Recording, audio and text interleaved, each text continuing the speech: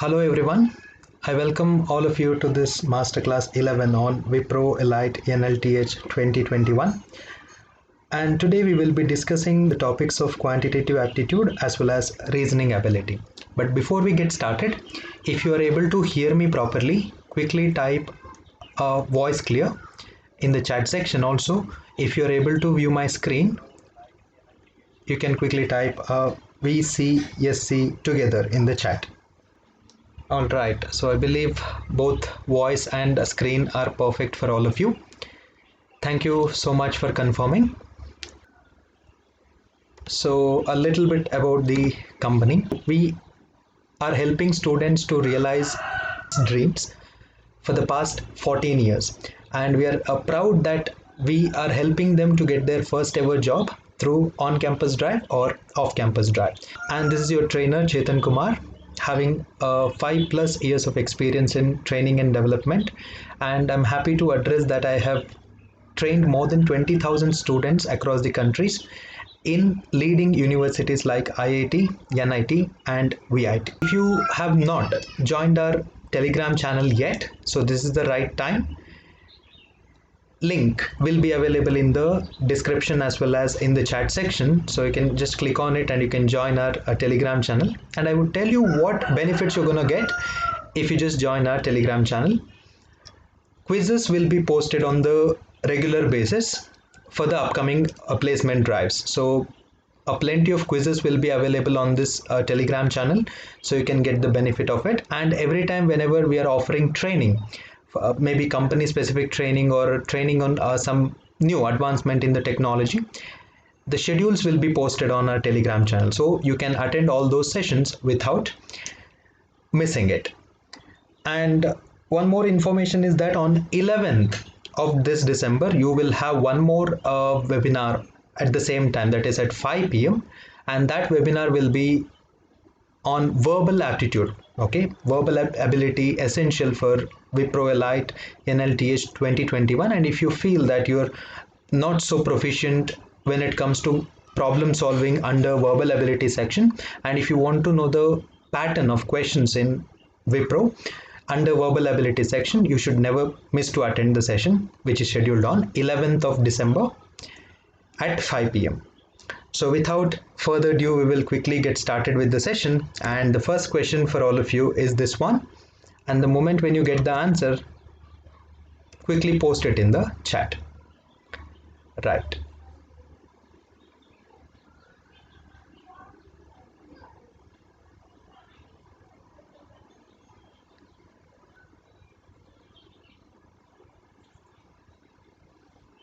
See, this question is from blood relation concept. So time is gonna end and last 5 seconds. Right, so your time is up. Let me just go with the solution part now. See, when you solve problems on blood relation, both the gender, okay, the gender is important, because without knowing the gender perfectly, you will not be able to identify the relationship between two people, right? That is important. And you need to clearly understand who actually saying the sentence and with respect to whom the sentence has been said. Okay, so now the person who is saying this sentence is Mr. X. Okay, that you need to understand first. And this sentence has been said by taking a man into reference. So the reference has to be taken with respect to this man. So the first thing is they're talking about a man, right? So they're saying like he is the, so that means they're talking about the man. So I will write the man over here, and man means it is male, right? He is the husband of the granddaughter of my mother, a granddaughter of mother of my mother. So now, okay, so the X is saying this one, right? So the person X is over here, and mother of my mother, then she has to be my grandmother, right? So let's say this is my mother, and mother of my mother will become my grandmother. And now read the sentence. He is the husband of, husband. So that means there should be a lady here, right? And this is the lady. Okay, so this is the lady, He is the husband of the granddaughter of the mother of my mother. So then it means that this lady is the granddaughter of this lady, and if she is granddaughter, then definitely she will become my sister, right? So this lady is my sister. So now the question is, how is the man related to X? So then this man will become sister's husband, right? So the relation, direct relation for sister's husband is nothing but brother-in-law. So your answer will be brother-in-law. So I believe this question is clear to you, and you can type your acknowledgement in the chat whether or not you understood this particular problem. And I will move on to the next question directly. And the next question for all of you is from the concept of direction sense. This is also one of the important topics that you need to focus on if you want to appear for WIPRO Elite NLTH 2021. Right.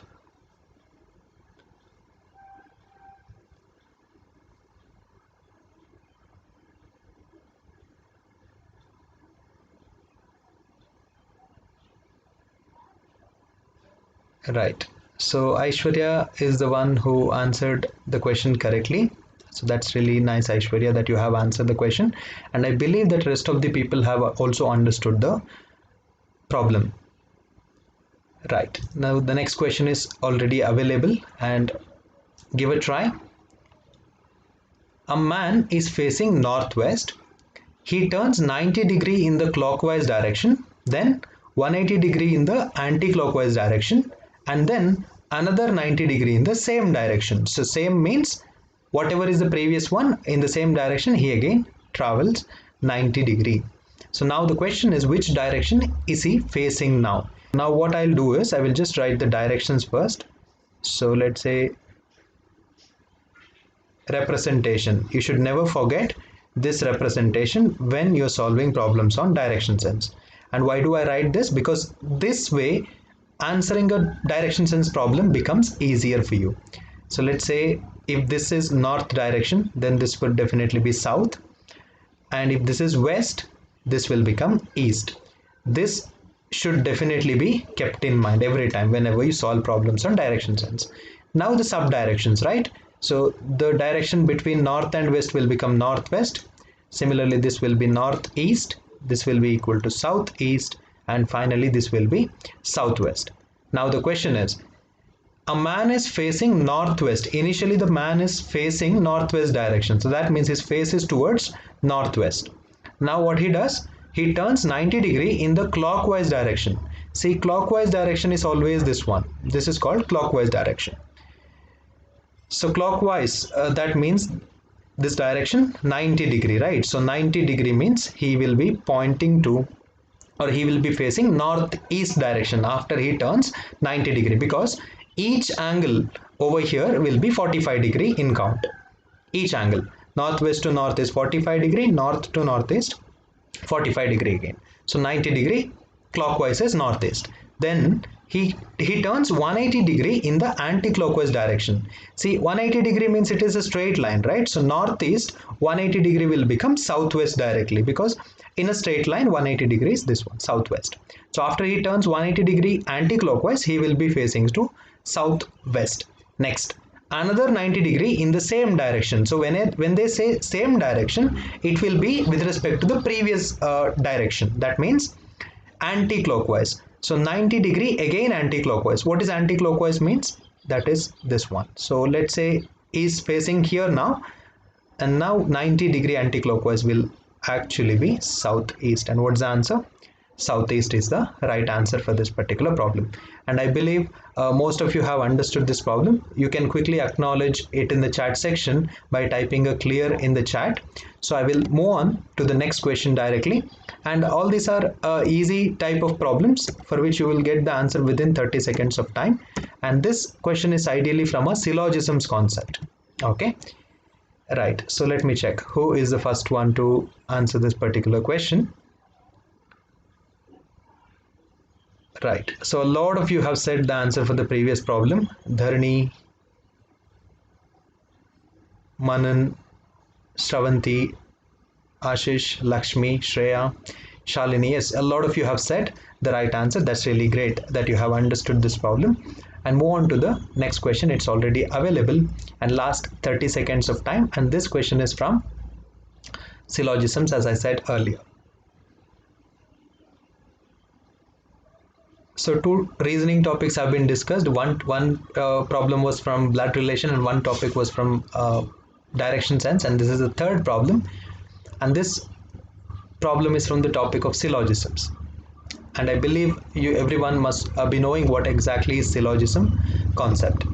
Right, so we'll go with the discussion. See, syllogisms is actually a topic which is purely dependent on statements and conclusions. So that means they will give you a set of statements, and depending upon these statements, you have to check the validity of or validation of the conclusions, whatever have been given. So depending upon these statements, which of the conclusions are true? Is it 1, 2, 3 or 4, depending upon the answer choices. Now, in order to answer that, there are multiple ways, but I will go with Venn diagram technique, because using Venn diagram, you can just eliminate the wrong answer choices first, and then you can tell the right answer also. So now, there are only 4 types of sentences possible in syllogisms, okay, and all the statements and conclusions will be within one of those 4 sentence formations. So now the first one, some trains are cars. See, this is in the format of some A or B, okay, in the format of some A or B. That means definitely there should be some common area between train and car. That is the meaning, right? Some trains are common for cars also. So now what I write in terms of Venn diagram is, let's say if this is trains, if this is the portion of trains, then some trains are cars means definitely there should be a common area between trains and cars. So train is here, car is here, and some trains are occupied by car. Next one. Next statement, all cars are trucks, and if I have to say all cars are trucks, every car should be inside the circle of trucks. Truck is the outer circle and car should be the inner circle, right? So all cars are said to be trucks. So in order to say that, definitely my truck has to be the outer circle and car has to be the inner circle, okay? Then last one is, or let's say the third statement is, all trucks are buses. That means in order to say all trucks are buses, truck has to be inside and bus has to be outside, right? So if I can write the Venn diagram, that will look something like this. There are multiple ways of writing Venn diagram, but this is just one of the ways in which you can write it, okay? Bus will be here, okay? So last one is, some buses are bikes. So some buses are bikes means there should be a common area between bus and bike. So there are multiple ways of writing it, but I'm writing it like this, okay? So this will be the finalized Venn diagram. So there are different ways of writing Venn diagram, but this is just one of the ways in which I can write. Using this itself, I can answer the question whatever has been asked. Now, you can write the Venn diagram only for the statements given. Don't write it for conclusions, only for the statements. Now I have written everything. Some trains are cars. That means there is a common area between train and car. All cars are trucks means car will be inner circle and truck will be the outer circle. All trucks are buses means truck will be the inner circle and bus will be the outer circle. That something that I have shown here. And some buses are bikes means there should be a common area between bus and bikes. Now go on checking the conclusions, and before you check, please make sure that if a conclusion is said to be a valid conclusion, it should be satisfying in all the possible Venn diagrams. Okay, and even if it fails in one Venn diagram, you cannot consider it to be a conclusion, but it's just a possibility. Okay, even if it fails in one Venn diagram, it's not a conclusion, but you can consider it to be a possibility. That's it. It's not a conclusion. Okay, first one, some bikes are cars. In order to say some bikes are car, there should definitely be a common area between bikes and cars. At least a small region should be common between bike and car. If you can see here, car portion is here, okay? The portion of car you can see here. So this entire boundary is for car, and you can see bike over here. There is no fourth conclusion. I will check whether it is right or not. If it is right, then option D is the right answer. If it is wrong, then option B is the right one. Don't you think it's the right way of solving the problems of syllogisms? Yes. So I will check for the fourth one directly. Some bikes are trains. in order to say some bikes are trains, there should definitely be a common area between bikes and trains, right? But you don't find a common area between bike and train because they are separated. There is no common area between train and bike. So gone. This is wrong. So since fourth one is wrong, you can eliminate option D also, and the right answer for this particular problem is option B. Option B, that is only 2 and 3. You don't have to check 3 because that will definitely be right, because in the objective examination only one answer choice will be correct, right? So I believe you people have understood this problem, and I will move on to the next question. Meanwhile, you can quickly acknowledge your understanding in the chat by typing a clear, okay, over there. And this is the problem of letter series, and last 5 seconds remaining in this problem, and be the quickest to answer this problem too. Okay, a lot of you have said answer as option C, and there are some answers as option D also. But if you understand the letter series problem in this way, you will never make a mistake. That is, you should never forget this rule while solving letter series problem, that is EJOTY. Simply you can remember it as EJOTY. This is not a rocket science. In fact, it is just the grouping of numbers into a multiples of 5. That is, E is the 5th element in the English alphabet, right? And J is the 10th one, O is the 15th, T is the 20th element, and Y is the 25th. Of course, then Z will become 26th element. And if you remember like this, you don't have to count right from the beginning. So now B, what is the position value of B? According to this logic, then definitely you can write it as 2. And position value of C is number 3 because it's the 3rd element, right? And E will be 5. Okay. F, G, H. So this will become 5 plus 3, which is 8. K, L. This will become number 12. Difference between these position values 2 and 3. The values 2 and 3, the difference is 1, right? Okay. 3 and 5, the difference is 2. 5 and 8, the difference between them is 3. So 8 and 12, the difference between them is number 4. So that means L and the next number, okay, L and the next number should be differing by a value 5. Okay, so that means what number should be there in the first question mark? 17th letter should be there, because 12 plus 5 is 17. So similarly, if this is 17, okay, if this is 17 you got, then the next number should be differing by an element of 6. So 17 plus 6 will give you a 23. That means the second question mark should be replaced by 23. So your answer will be 17, 23. That means 17th letter of English alphabet, 23rd letter of English alphabet. So answer for this problem is option C, which is Q and W. And I believe that this question is clear for all of you, and I will move on to the next question. And this question is from data arrangement, and in analytical reasoning, one of the important concepts for majority of the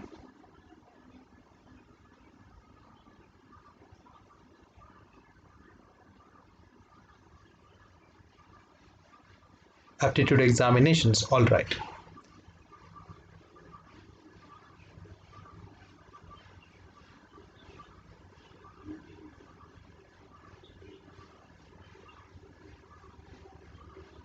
So time is running, and a lot of you have said that option C for the previous problem. That's really great that you have understood this problem, and move on to the next problem directly.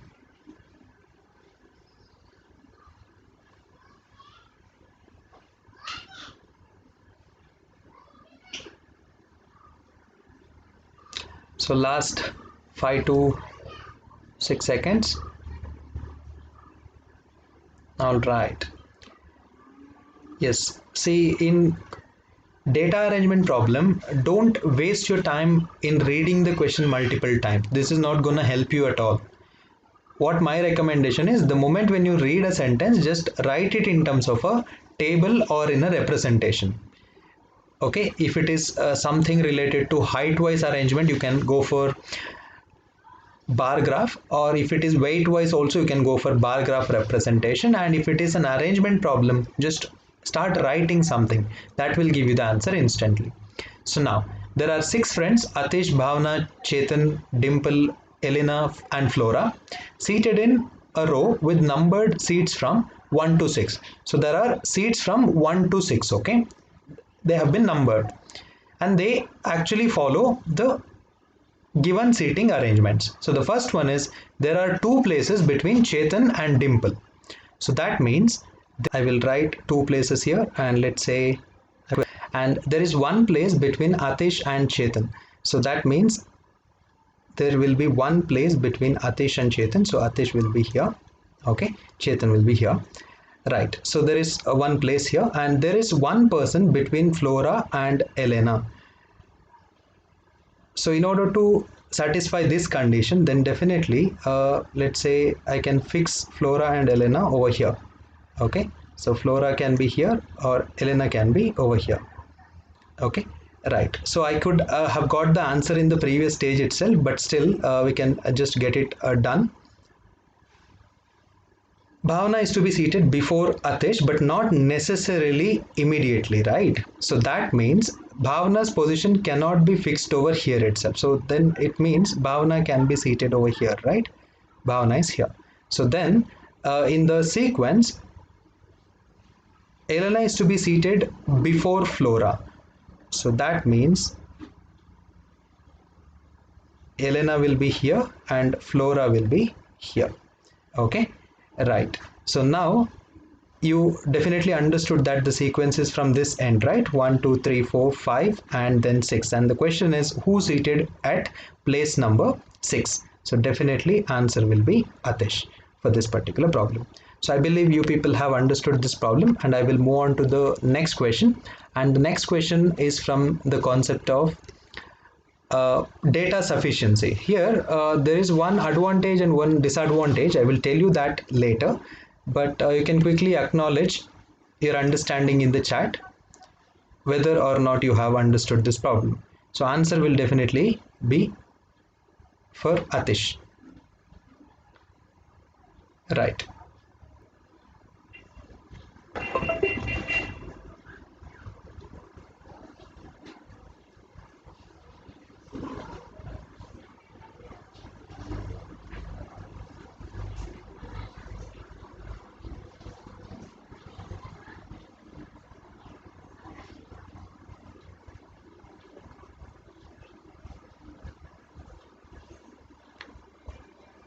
Right, so I will move on to the explanation of this problem. See, now here you need to understand the distance between city X and city Y. This is the question. But what is the requirement you need to understand here is in a data sufficiency problem, you don't need to answer the question. Okay, so you don't need the answer for what is the distance between city X and city Y. You don't need that. But the question is you need to just identify which of the 2 statements given over here will give you the answer, or which of these statements are sufficient to answer the question. Is it only statement 1, or is it only statement 2, or both statements put together, or any one statement individually can give you the answer, or even if you combine both of them you will not be able to answer the question. This is what you need to understand. But the best part I told you already, that is you don't need the answer for this particular problem. Okay, that means this question need not be answered. That's the best part. But in order to solve the entire problem, you should know how to solve this problem. That's the lateral part of this particular problem. So now we'll check whether it is possible to solve the problem using the statements. I will check for the statement 1 alone now. That is, I need to find out what is the distance between X and Y, right? So city Z is 320 km away from city X. So now what I got to know that is that city Z is 320 km away from city X. So using this, can I identify the distance between X and Y? So using this statement 1 alone, I cannot find out the answer. That is for sure. Next one, city Y, I am considering only statement 2 now, okay? City Y is 160 km away from Z. Even if I have this reference, I will not be able to find out the distance between X and Y. But if I combine these two, that means information in statement 1 and information in statement 2, if I combine these two, will I get the answer? Yes, there are chances. let me check whether it is possible. City Z is 320 kilometer away from city X. So that means, let's say I will write it over here. City X is here. Okay, let us consider this as city Z and this is city Y. So city Z is 320 kilometer away from city X. So that means this distance is 320 kilometer. Okay, and next city Y is 160 kilometer away from city Z. So Z to Y, okay, this is 160 kilometer. Now can you find out what is the distance between city X and Y? Yes, your answer will be 480 kilometers. So that means using both 1 and 2 you can answer the question. But if you say that, you're an absolute loser because you don't know the position of this Z. Okay, why are you considering in this way? You can also have the notation like this, right? Let X and Y be the two cities and I'm considering Z over here. Who knows? This position is not given anywhere in the statement. I will consider over here. That means the distance from city Z to city X is overall 320. That means from X to Z you have 320 overall. Okay, but from city Y to city Z this distance is 160. Now what would happen to the distance between X and Y? This will become 320 minus 160, which is only 160. And how can you have two answers for a single problem? That's not possible, since it is clearly not mentioned what is the position of Z, whether it comes between X and Y or it comes somewhere away from X and Y. That's the reason why we cannot answer this question even when you combine these two. So that means option D will be the perfect answer. Even both the statements are put together are not sufficient to answer the question. Answer choice D is the right one for this particular problem. And I believe you have understood this one. So never be in excitement while solving this kind of a problem, because a small mistake can cause you too much. Okay, right. So I believe you have understood this problem and I will move on to the quantitative aptitude section now. Okay, this question is from pipes and cistern concept. Okay, main topic is time and work, and out of that subtopic is pipes and cistern, and again one of the important topics for WIPRO recruitment. And before we move on, you can quickly type your acknowledgement in the chat whether or not you have understood the problem in terms of a clear.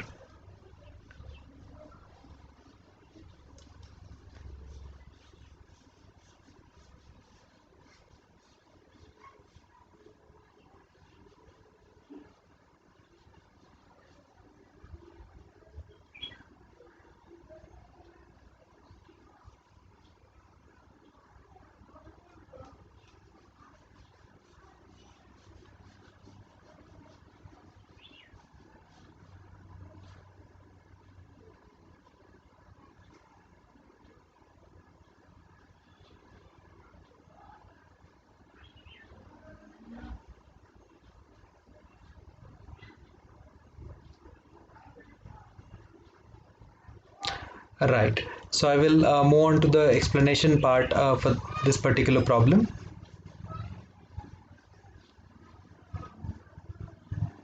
So here you just need to understand one point.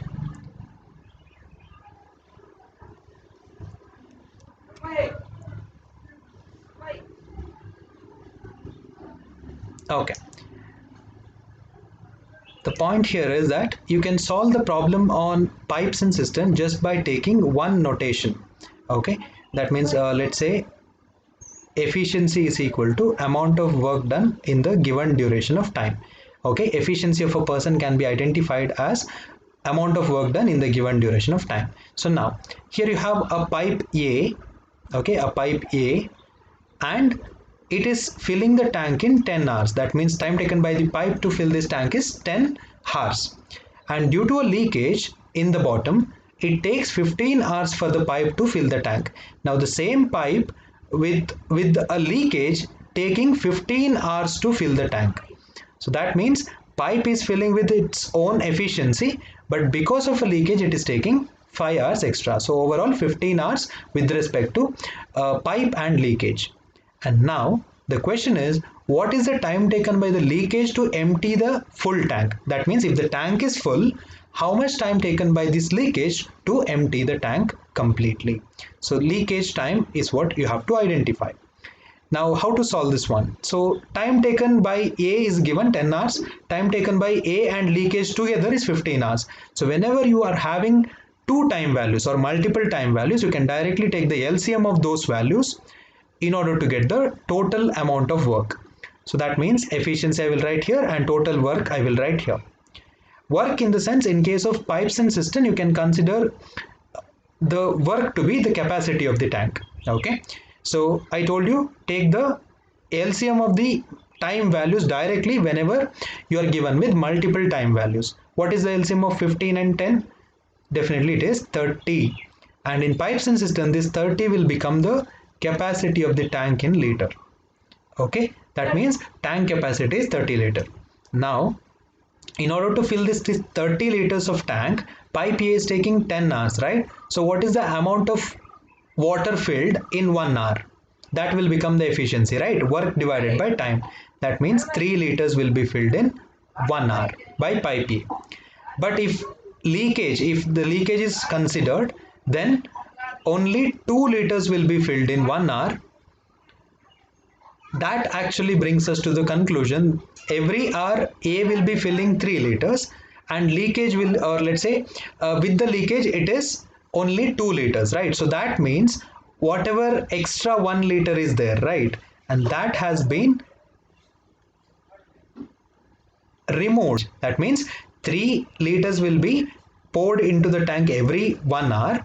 Out of that, 1 liter will be gone outside, and that's the reason why only 2 liters are getting filled if only pipe A and leakage are working together. Okay, so now it actually gives a meaning that 1 liter will be going outside the tank every 1 hour, right?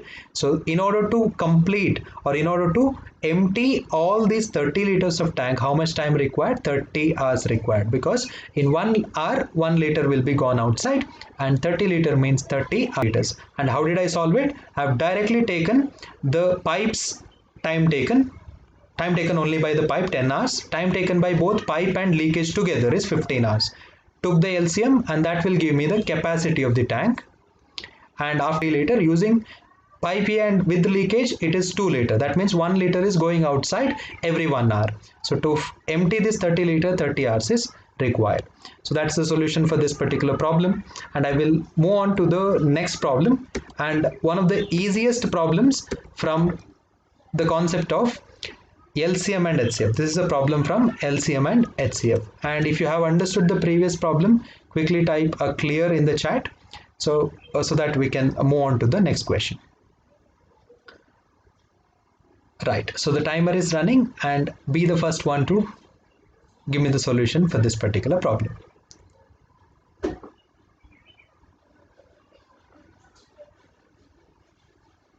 The largest 4-digit number exactly divisible by 5, 6 and 7. Ideally people would go with the conventional method, that is taking the LCM of these 3 numbers, because that is the number will be divisible by all 5, 6 and 7, right? Then go on checking with multiples of that LCM.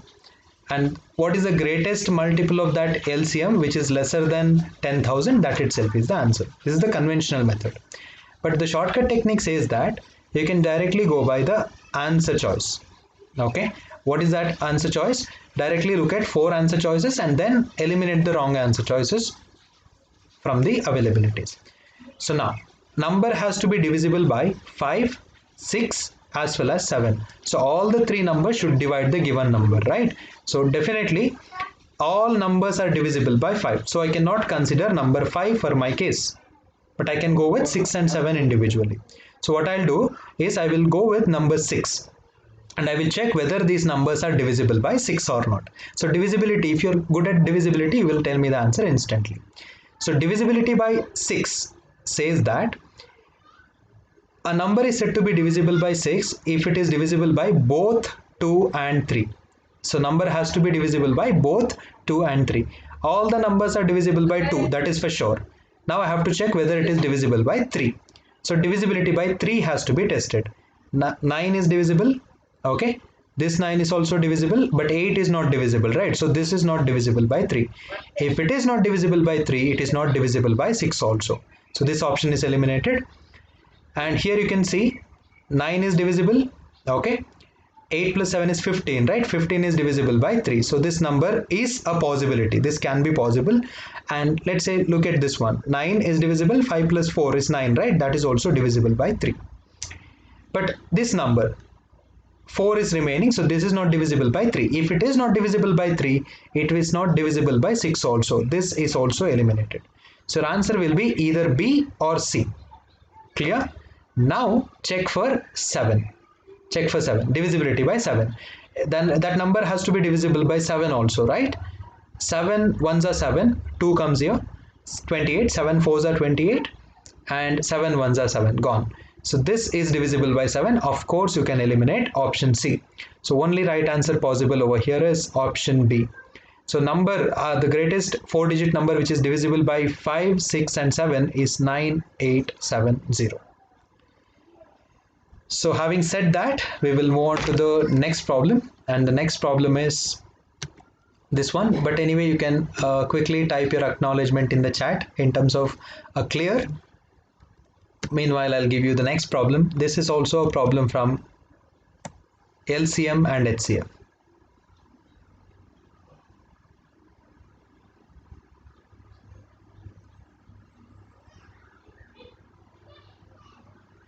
Very good. A lot of you have said that option B is the right one. I appreciate the let's say efforts that you're taking.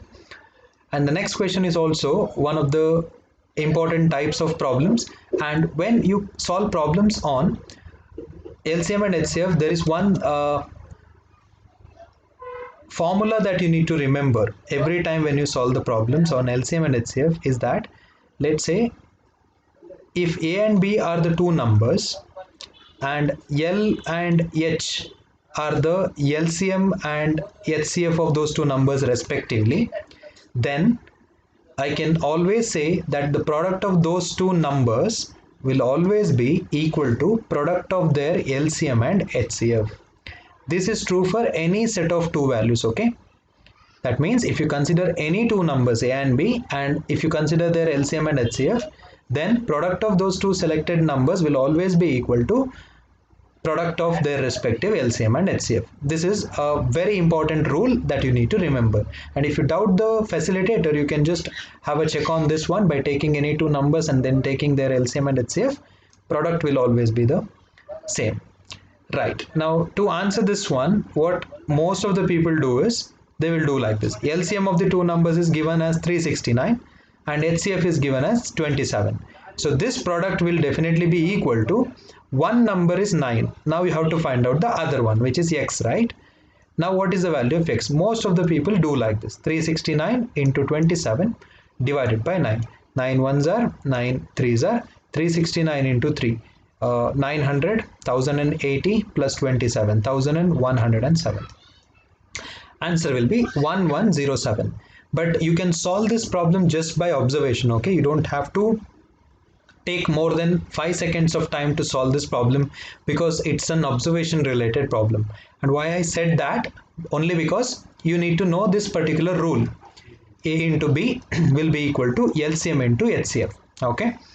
Having said that, you know that on the right side you have 9 into 7 as the units place, right? 9 into 7 as the units place. 9 into 7 will give you a 3 in the units place.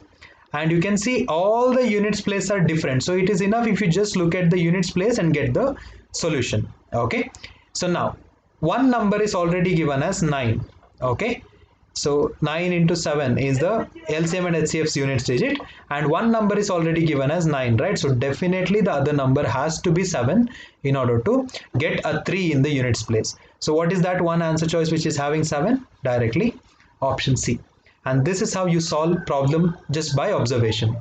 So 9 into 7 is on the one side, and on the other side one number is already 9. Definitely the other one has to be 7, right? Otherwise product will not be the same. And this is how simple the problems on LCM and HCF. And I believe you have understood this problem. And now the next question directly is from the concept of trains. And this concept is from time, speed and distance, especially the subtopic is trains problem, and one of the important concepts again for WIPRO Elite. So you have got 1 minute of time to solve this problem. Yes, a lot of you have answered this question correctly, because I can see a lot of option C's in the chat. That's really great that you have understood this problem. The next one, be the first one to answer this question, because this question is from time, speed and distance, and while time, speed and distance concept is concerned, you need to remember this formula. Okay, that is speed is equal to distance upon time. Very important, or I can say highly important within the boundary of time, speed and distance. Very important. So now read the question and understand the question format and then tell me the answer in the chat. Okay, time is up and I will directly proceed with the explanation part. Train K crosses a stationary train L in 50 seconds and a pole in 20 seconds. That means there is a train K, this is train K, and this is crossing a train L. And what is the time taken? 50 seconds. And it is also crossing a pole. There is a pole, okay? This is a pole, and in order to cross this pole, it is taking only 20 seconds. And the length of the train K is given, which is 240 meters. Now you have to find out length of the stationary train L. Now in order to answer this, you need to know two concepts. That is, when a particular object of certain length is crossing a pole, which is having negligible length, then this entire time taken is there, right? So this is with respect to crossing its own length. Okay, so to cross its own length, this 20 seconds is required. And this is in which particular case? When a particular object of certain length is crossing an obstacle of negligible length. So whatever time taken to cross this pole is the time taken to cross its own length. That means 240 meter is the distance, right? Or the length of the train. So this 20 seconds is taken just to cross 240 meter. So now from this, can you calculate time? Because speed is nothing but distance by time. Okay, now what is the formula for time? Distance by speed, right? So distance by speed will give you the time. So distance is 240 meter and the time taken is 20 seconds. Okay, let's say you need speed, right? You need speed, yes. So distance by time, so 240 by 20 will give you directly a 12. Okay, you will get 12 meter per second as the speed of the train. You got to know the speed of the train as 12 meter per second. And now the next one is, it is taking 50 seconds of time to cross a particular object with a length, with a certain length L, because train has got a length, right? We don't know what's the length, but that is happening exactly in how much time? 50 seconds. So that means speed into time will give you the distance overall, right? So this 50 seconds is taken to cross its own length, that is 240 meter, plus it is required to cross this particular length of the train, that is L also. Then only 50 seconds will be happening. See, first of all, this train comes like this, comes like this, comes like this, and then when it reaches this L distance, then still this train hasn't crossed the train L, right? In order to cross this train L completely, the position of the train has to be here. This should be the position of train K. And what is the effective distance traveled by K in this particular journey? Length of train L and length of train K, right? And that's why I've taken 240 plus L. And now this is the distance, right? So this distance is equal to speed into time. What is speed into time? 12 meter per second is the speed that I got, and the time is already given as 50. That will give me a 600 as the distance. And out of that, one distance we already know it is 240. Then what should be the other one? In order to satisfy this equation, this has to be 360. Otherwise, it's not possible. So answer for this question is 360. The length of the other train or the stationary train will be 360 meter. So I believe you have understood this particular problem, and let's check who answers this question, and you can quickly acknowledge by typing a clear in the chat section for the previous problem. 360 meter is the length of the train. Yes. So quickly type a clear in the chat section if you have understood the previous one, and the next question is ready for you already.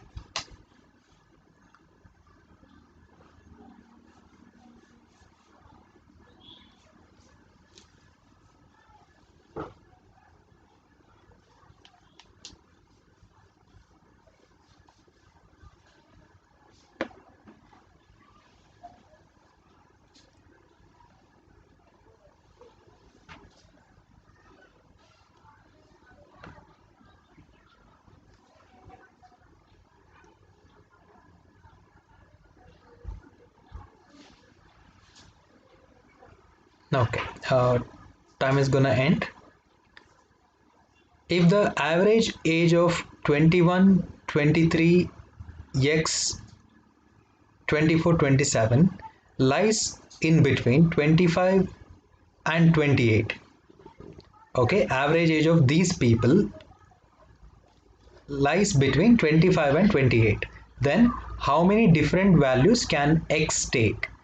Now they're not asking you what is the value of x, but they're asking you how many different values can x take. And to solve this problem, you should definitely consider this range. And what is that range? That is 21 plus 23 plus x plus 24 plus 27 divided by 5. If I do this, either I have to get 25 in the minimum case, this is the minimum case, okay, or in the maximum case what I have to get 21 plus 23 plus x plus 24 plus 27 divided by 5 should give me a maximum average of 28.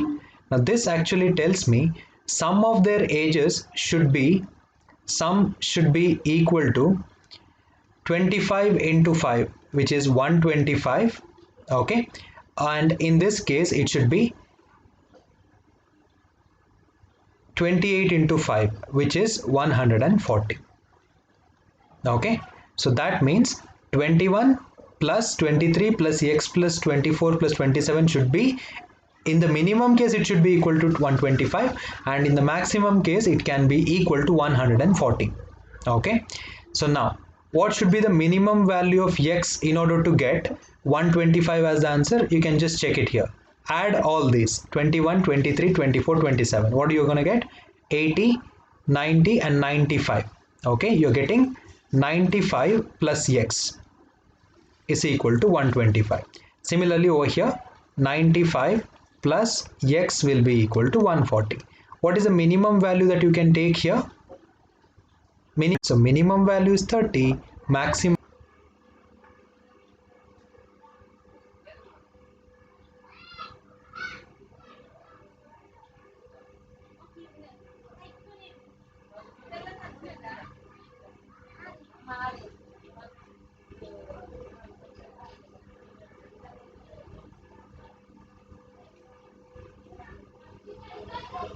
Okay, so last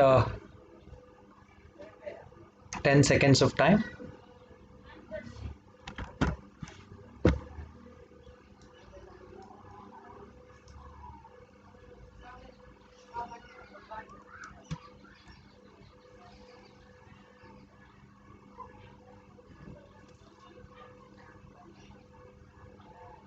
Right, so here if rupees 782 be divided into 3 parts proportional to 1 by 2 is to 2 by 3 is to 3 by 4, you have to find out the first part.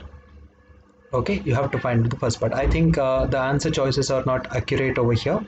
Okay, fine, so probably it has not been changed over here. So just we'll check it out how to solve this kind of a problem. Just look at here. Every time whenever you get the ratio in terms of a fraction, it is ideal to take the LCM of the denominator and then multiply the entire fraction with that LCM to get a integer fraction or integer ratio. For example, here the denominator you can see 2, 3 and 4, right? What is the LCM of 2, 3 and 4? Directly the LCM is number 12. Now just multiply this LCM with all the fractional values. That is 1 by 2 into 12 will give you a 6 is to 2 by 3 into 12 will give you a 8, then multiplied with 3 by 4 of 12. What is 3 by 4 of 12? 9. So this will be the ratio in which 3 parts are divided, or this 782 is divided. So now if I add these 3 together, I am going to get 23, right? 14 plus 9, 23, and overall I'm getting 23, but in reality it is 782. Okay, so now how can I convert this 23 into 782? Because 23 units I'm getting, 23 units will be 782, but I need what is 1 unit, what is the value of 1 unit. So how will I do this? Divide by this 23. So what I'm going to get, 23 into 3, okay, is 69, remaining is 9, 92, and 4 times will give you the answer. So that means 1 unit is 34. Now what they're asking you to find out, what is the first part? So the first part will be 34 into 6, because one part is 34, then the 6th part will become 34 into 6. Then what is 34 into 6? Directly it is 180 plus 24, which is 204. Okay, 204 is the answer for this particular problem. And I believe you people have understood this problem clearly. So quickly acknowledge it in the chat section in terms of a clear. So answer choices are not available. There is a mistake from my end. So 204 is the first part for this particular problem. Now the next question for all of you is this one, and this is the last question of the webinar. And let me check who is the first one to answer this one. And this question is from simple interest concept. Right, very good. A lot of you have said the answer in the chat. That is 204. That's really great.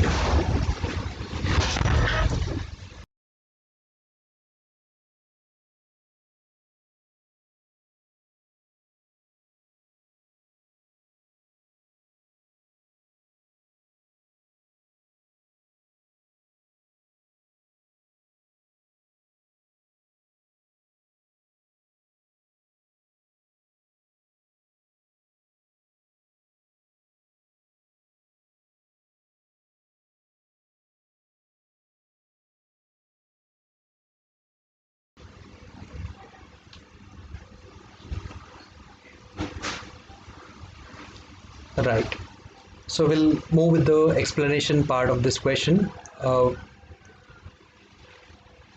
Very simple question it is.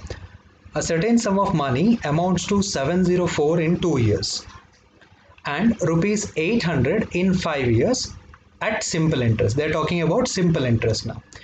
And in simple interest, you should understand the rate of interest will be the same for every year. Okay, it will remain the same for every year, and every year you're going to get the same amount as the interest. If on the first year you get 10 rupees as the interest, second year also you will get only 10 rupees, third year also you will get 10 rupees. Okay, so now after 2 years it is 704, and after 5 years it is coming as 800. So now principal amount is going to remain the constant, right? So only increment in the interest. So 800 minus 704 will give me a 96. 96 rupees is the amount, difference amount, and this is the amount of interest, simple interest for 3 years. Okay, because 800 is happening in 5 years, right? And 704 is after 2 years. So in 3 years I got interest as 96 rupees. So what is the interest for 1 year then? 1 year interest will become 32 rupees. 32 rupees is for 1 year, and I'm going to consider for the first 2 years now. 32 into 2 will give me a 64. So after 2 years I had an amount of 704 rupees, right? Out of that 64 rupees was interest. This was interest. Then what was my principal amount? principal amount was 704 minus 64, which is 640. Just give me a second. Yes, 4, subtract 4 and then you will get 640. And now you are asked to find out the rate of interest, right? See, 1 year you're going to get 32 rupees as the interest. Out of how much? It is based on the principal amount, right? 640 into 100 is what you need to do. 1 0 will be cancelled out and you will get 32 ones are 32 twos are. 2 ones are, then 2 fives are. So your answer will be 5%.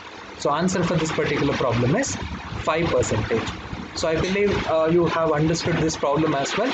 And that's all from my side in today's session. Right, I hope the session was useful for all of you.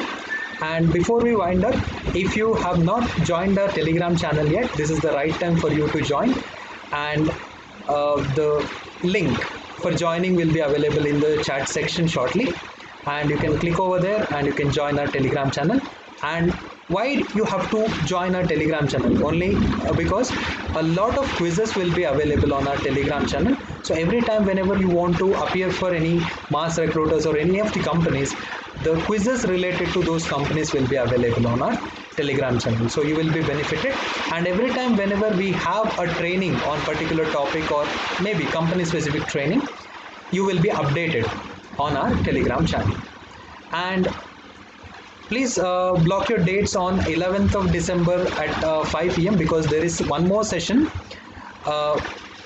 on this masterclass series regarding verbal aptitude essential for WIPRO Elite 2021. If you feel that your proficiency in problem solving with respect to verbal aptitude is not that great, then you should never miss the session which is scheduled on 11th of December at 5 PM. So don't miss that session. Having said that, this is our social media platforms that you can join. Probably you will get updates regarding the upcoming technologies, future technologies, and our training programs, date and time. Everything will be posted on our Telegram channel, as I mentioned earlier. And if you have not subscribed to our YouTube channel yet, so this is the right time. So Ethnus Codemithra is our YouTube channel. Please subscribe and please hit the bell icon so that every time whenever we post a new video, you will be updated. Right, and if you have any confusion related to the questions, you can directly WhatsApp us on this number. And if you have any queries and you need direct assistance from the facilitator, then you can call this number and our support team will be happy to address the queries that you have. And that's all from my side. And your preparation material is also available in the chat section. So you can access that in order to prepare well for your upcoming TCS, let's say WIPRO drive. So preparatory material in terms of a link is available in the chat, and you can also give us a review. Okay, on Google, you can just type Ethnus Codemithra on Google, and that's where you can give us the review. Or the review will also be available. The link for giving the review is also available in the chat section. You can just make use of that and give us the review. So thank you so much one and all for joining me over this session. So looking forward to this kind of an opportunity in the future, and definitely will come up with certain shortcut techniques with respect to the most probable questions of the different company specific patterns. Until then, it's bye bye from Chetan Kumar. Have a nice day.